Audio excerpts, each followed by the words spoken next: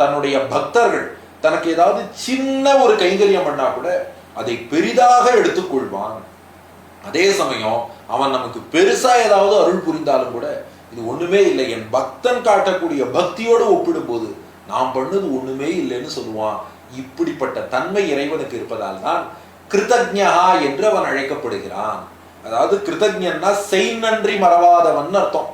அதாவது ஒரு பக்தன் சின்ன கைங்கரியம் ஒண்ணு பண்ணா கூட அதை பெரிதாக ஏற்பவன்.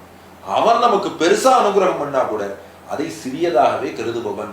இந்த ஒரு வள்ளல் தன்மை, ஔதாரியம் என்று சொல்வார்கள், இப்படிப்பட்ட குணம் இருப்பதால் தான் கிருதஜ்ஞா, செய் நன்றி மறவாமல் இருக்கக்கூடியவன் என்று நாராயணன் அழைக்கப்படுகிறான். அதுவே விஷ்ணு சஹஸ்ரநாமத்தின் 83வது திருநாமம்.